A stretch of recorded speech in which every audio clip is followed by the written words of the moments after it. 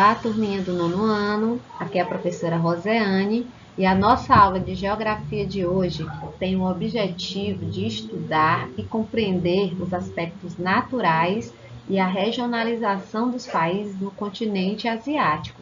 Esse conteúdo vocês irão encontrar no capítulo 10 do livro didático de vocês, ok? Quanto às características do continente asiático, nós iremos tratar agora sobre a ocupação e a formação do seu território geográfico. A Ásia é o maior continente do mundo, com uma extensão territorial superior a 44 milhões de quilômetros quadrados. Então, muito extenso esse continente, que faz fronteira com a Europa, a oeste, África, a sudoeste, o Oceano Glacial Ártico, a noroeste e norte desse continente, o Oceano Pacífico, a nordeste, leste e sudeste, e o Oceano Índico e a Oceania a sul desse continente. Abriga a maior parte da população mundial, cerca de aproximadamente 60%, distribuída em 45 países. A maior parte de seus países são considerados subdesenvolvidos, exceto o Japão e os tigres asiáticos, que têm um nível de desenvolvimento socioeconômico bem mais elevado que os demais países. Então, a gente olhando esse mapa ao lado, é o mapa político, né, do continente asiático, a gente observa vários países, dentre os quais os mais importantes que podemos destacar, né, pelo menos os mais falados, economicamente mais influentes, são a Rússia, a China, o Japão e a Índia. Né? Mas nós temos outros países também de destaque, né? Como Israel, o Irã, o Afeganistão, entre outros. Quanto aos elementos naturais do continente asiático, nós iniciaremos a falar sobre o clima. No sentido leste-oeste do continente, encontra-se o clima mediterrâneo, caracterizado por verões secos e invernos chuvosos.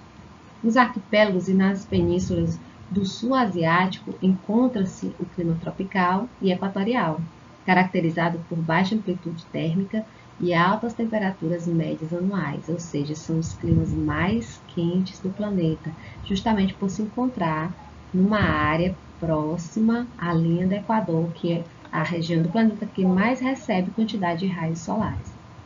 Na porção sul e na porção oriental encontra-se o clima de monções, com verões especialmente chuvosos e invernos secos. O clima frio ele é encontrado nas áreas de latitudes elevadas, ao norte, ou seja, nas áreas mais distantes da linha do Equador, com temperaturas e amplitudes térmicas baixas o ano todo. São as áreas mais frias, justamente por receber menor quantidade de raios solares. Na Índia e Oriente Médio, encontra-se o clima desértico, que se caracteriza pela aridez, por baixas temperaturas à noite e mais elevadas durante o dia. O clima temperado, no entanto, ele é encontrado no Japão, na Coreia, litoral norte da China e Oriente Médio, e é caracterizado por verões secos e invernos chuvosos. Nas porções sul e central do continente, o clima predominante é o frio de montanha. O clima semiárido também é característica no interior do continente, em grande parte devido à existência de grandes cadeias de montanhas. Este mapa representa os climas do continente asiático que a gente acabou de falar. Então, observando a disposição da diversidade climática, podemos destacar que a parte norte, a parte de cima do continente, apresenta os climas mais frios, mais amenos, que são o clima frio e o clima polar.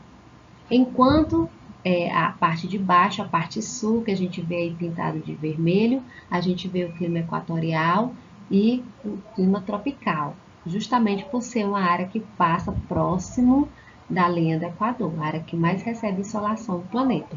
E a gente percebe também nessas áreas que estão pintadas de amarelo, claro, amarelo escuro, que são as áreas mais secas, né, do continente, onde existem desertos, né, com o clima desértico e o clima semiárido.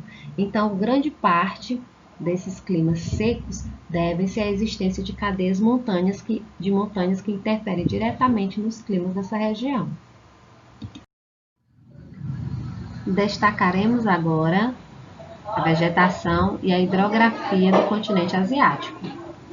Quanto à vegetação, onde predomina clima tropical e equatorial, a vegetação característica é a de florestas tropicais e savanas. Nas áreas de clima polar, a vegetação predominante é a tundra, que é uma vegetação de pequeno porte típica de climas bastante frios. Nas porções de clima frio, predomina a floresta de coníferas ou taiga, caracterizada por árvores de folhas pequenas e pontiagudas. As florestas deciduais são aquelas que perdem as suas folhas no inverno e compõem as paisagens típicas de clima temperado, climas mais amenos. Quanto à hidrografia, a gente destaca alguns rios nesse continente, como o rio Huanghe, também chamado de Rio Amarelo, que ele nasce no Planalto do Tibete e é considerado o principal rio do continente. O rio Yangtze também tem destaque, que também nasce no Planalto do Tibete e é o mais longo dos rios asiáticos. O rio Ganges se destaca por ser considerado um dos rios mais sagrados pelos hinduístas e apresenta um alto grau de poluição. O rio Mekong também nasce no Planalto do Tibete e é um rio de grande extensão e importância para diversos países, como Tailândia, Vietnã, Mianmar, China, Camboja, Laos, entre outros rios importantes. Então, essa imagem, esse mapa, mostra também a disposição da vegetação no continente asiático, que o que vale lembrar é que a vegetação ela está diretamente atrelada ao tipo climático. Então, a gente observa que o clima polar, o clima bastante frio, predomina a vegetação da tundra, que está aí localizada no extremo norte do continente. Nas áreas do sul, onde predomina o clima tropical e equatorial, estão presentes a floresta tropical e equatorial. Nas áreas onde tem cadeias de montanhas, predomina a vegetação de altitude, e entre outros.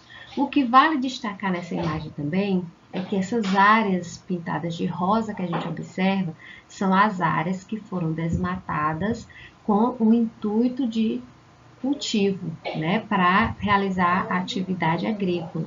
Então, grande parte da vegetação original desse continente já foi retirada, desmatada, justamente devido a esse aspecto econômico, a produção de alimentos.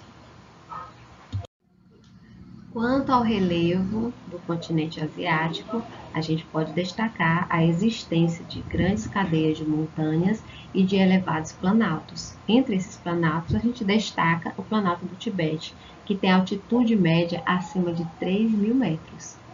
E a gente pode destacar também que nesse continente há a cadeia de montanhas mais alta do mundo, que é a Cordilheira do Himalaia. Os desertos estão localizados a oeste da China, principalmente, e entre a China e a Mongólia.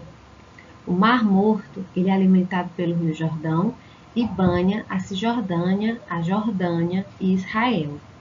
Quanto às penínsulas da Indochina, Anatólia e das Coreias e a Indostânica, planícies fluviais destacam-se a Mesopotâmica, a Mekong, a Siberiana e a dos rios Yangtze e Indo-Gangética. Então, nesse mapa, a gente pode observar como é o relevo asiático, Então, a gente observa que nessas áreas, quanto mais escuras as cores no mapa, para o amarelo escuro e marrom, mais elevadas são as altitudes. Inclusive, essa parte do meio aí, mais para o roxo, a gente encontra a Cordilheira do Himalaia, que é a maior cadeia de montanhas do mundo. Essas áreas mais verdes, a gente observa a existência predominante de planícies, enquanto essas amarelas mais claras predominam planaltos. Após estudarmos as características naturais do continente asiático, agora nós iremos falar sobre a ação humana e a transformação das paisagens naturais. Como falamos anteriormente, a Ásia possui a maior população do planeta. Portanto, grande parte das suas terras são utilizadas para o cultivo. E para o cultivo, para a realização da agricultura, então é necessário que se desmate a vegetação original para que isso ocorra. Então, esse desmatamento é um dos grandes problemas ambientais do continente asiático. Além do cultivo da agricultura, também essa madeira retirada das florestas é utilizada para a produção de móveis, entre outros. A gente pode observar também nessa primeira imagem, grande parte da população que está usando máscara. Nesse caso, dessa foto aí acima, não é por conta do coronavírus, e sim por conta da poluição. Então, esse continente ele tem passado por um processo de industrialização bastante intenso nas últimas décadas, e o que vem causado uma poluição do ar muito intensa em grande parte dos países asiáticos. Quanto à divisão regional do continente asiático, observando esse mapa, essa foto, a gente vê que a Ásia ela é dividida em 6 grandes regiões. É a Ásia Setentrional, também chamada de Norte da Ásia, a Ásia Central, que é essa de verde, a parte amarela é o Oriente Médio, a roxa, a Ásia Meridional, o Sudeste Asiático é essa parte de baixo, pintada de uma cor mais escura, de vinho, e o Extremo Oriente, que é essa parte meio alaranjada. Nós iremos estudar agora algumas características das regiões da Ásia. A primeira região é a Ásia Setentrional, ou Norte da Ásia, que é composta apenas pela Rússia, que, como nós vimos no continente europeu, quando nós estudamos, que além do continente europeu, esse país faz parte do continente asiático também. Quantas características? A intensa exploração de petróleo e gás, além da prática da agricultura, que se desenvolve nos solos de Chernozem. Quanto ao Sudeste Asiático, os países que o compõem, Vietnã, Laos, Camboja, Tailândia e Mianmar, destaca-se pelas empresas transnacionais que empregam mão de obra com baixo custo. Na Ásia Central se destacam Cazaquistão, Uzbequistão, Turcomenistão, Tadiquistão e Quirguistão. A exploração do petróleo traz perspectivas de desenvolvimento a essa região de economia precária. No plano político, destacam-se os conflitos entre etnias e a instabilidade política. Quanto ao Oriente Médio, a Arábia Saudita, Iraque, Síria, Jordânia e o Líbano são destaques. A região apresenta grandes conflitos geopolíticos, como o embate entre árabes e judeus. Na Ásia Meridional, que é o sul da Ásia, destaca-se a Índia, Sri Lanka, Paquistão, Nepal, Butão e Bangladesh. O país mais importante economicamente é a Índia, que, embora tenha crescido bastante nas últimas décadas, apresenta grandes desigualdades sociais. Quanto ao Extremo Oriente, destaca-se os países mais desenvolvidos do continente, que é a China e o Japão. Tem outros países como Coreia do Norte, Coreia do Sul, Taiwan e Mongólia. O Japão, a Coreia do Sul e Taiwan apresentam bons níveis de desenvolvimento. A China é um país emergente, dos que mais crescem no mundo na atualidade. Ou seja, apesar do crescimento econômico das últimas décadas, ainda tem grandes desigualdades sociais. A Coreia do Norte, portanto, é a única república socialista desse continente. A Mongólia, país com menor desenvolvimento, vive um processo de transição para o capitalismo. Então, espero que vocês tenham entendido sobre as características naturais e um pouco sobre a regionalização do continente asiático. Então, galera, na próxima aula continuaremos falando sobre a Ásia e até lá!